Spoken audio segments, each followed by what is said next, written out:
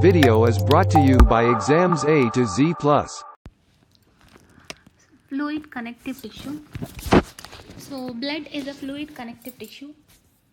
Blood flows through hemopoietic system. So nothing but the blood flows through blood capillaries, blood vessels, and it connects different parts of the body. As the blood flows throughout the body, each and every tissues is supplied with blood and oxygen. So that's why blood is able to connect all the tissues of our body. Hence it comes under connective tissue, but due to its fluid nature, it is said to be fluid connective tissue. So blood consists of blood corpuscles along with blood plasma. So this blood plasma consists of different kinds of organic and inorganic nutrients. So for example, organic elements, carbon, hydrogen, oxygen, and inorganic elements like sodium, potassium, calcium, magnesium, and salts. Along with this, so plasma also contains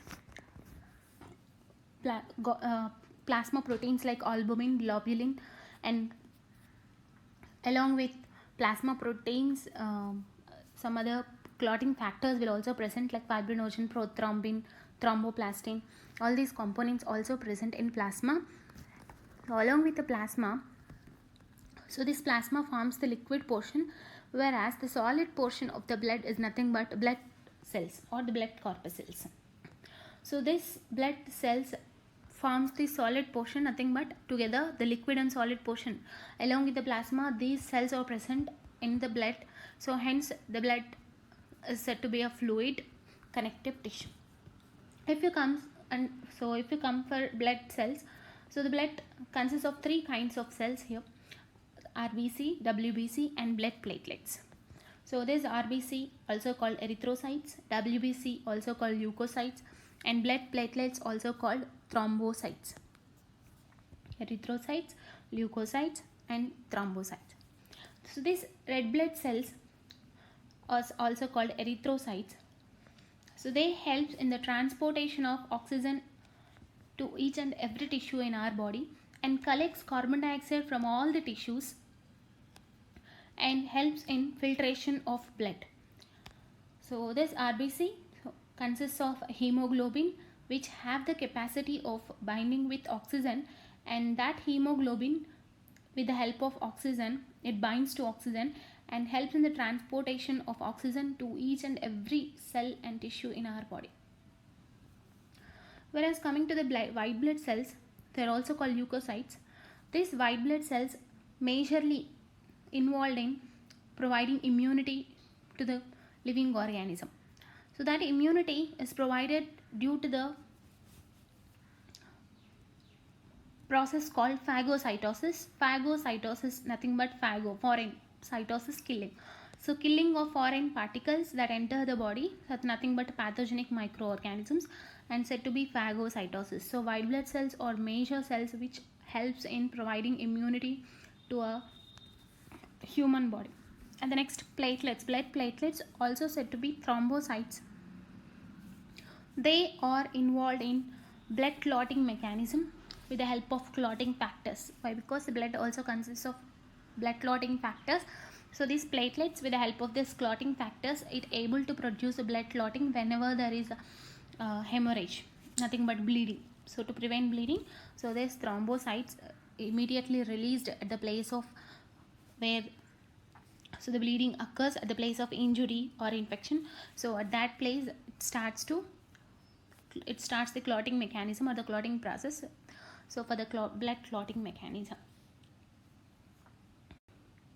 And these white blood cells or leukocytes have been classified based on the presence of cytoplasmic granules present in them. So you can observe, based on the presence of cytoplasmic granules, these white blood cells are of two types: granulocytes and agranulocytes. So these cytoplasmic granules are present in these granulocytes. These granulocytes are of three types based on their staining of dyes.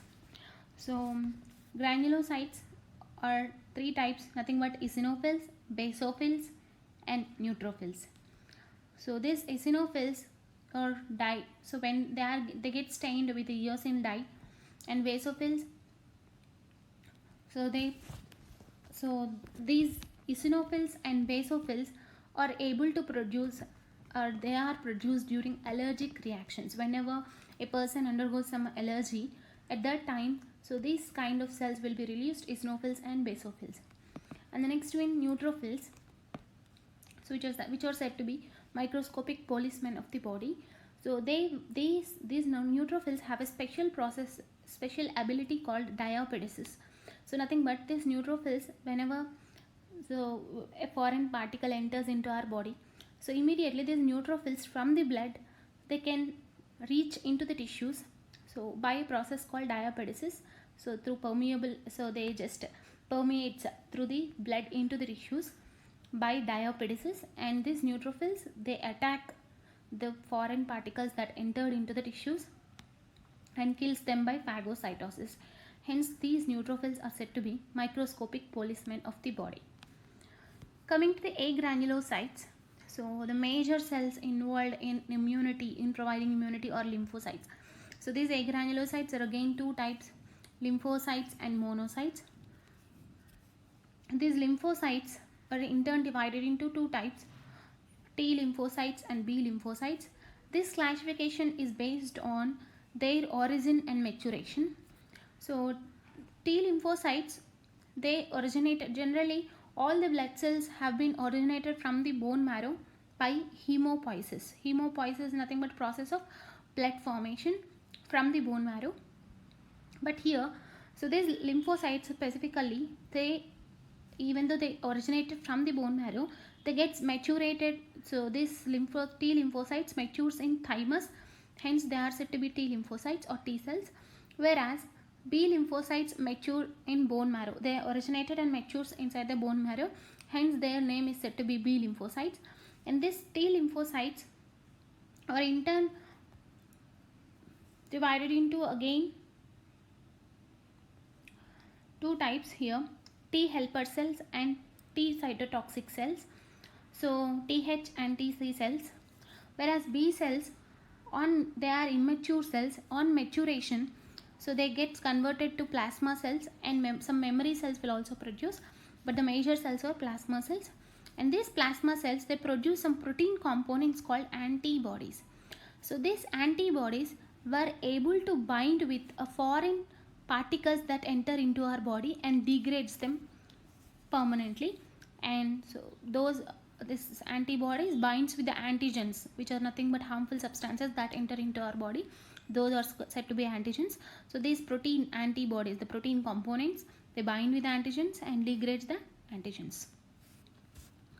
And monocytes, so they are very smallest among all the white blood cells, and they are said to be internal scavengers, as they were able to remove the debris from the blood. So that's why they are said to be internal scavengers. Whenever they are present in the blood, they are said to be monocytes. So these can also move from the blood into the tissues, and after entering into the tissues, these monocytes, they can be able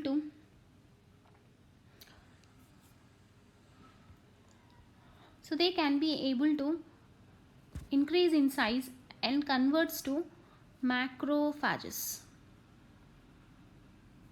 So which is nothing but macrophages, which are involved in APCs. Macrophages are also called APCs, antigen presenting cells. So these monocytes, they convert into macrophages and helps in presentation of antigen. Nothing but they'll catch the antigens, and they provides the antigens to the either T cells or B cells and helps in the killing of those antigens.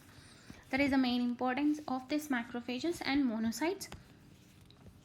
So this all about leukocytes or white blood cells.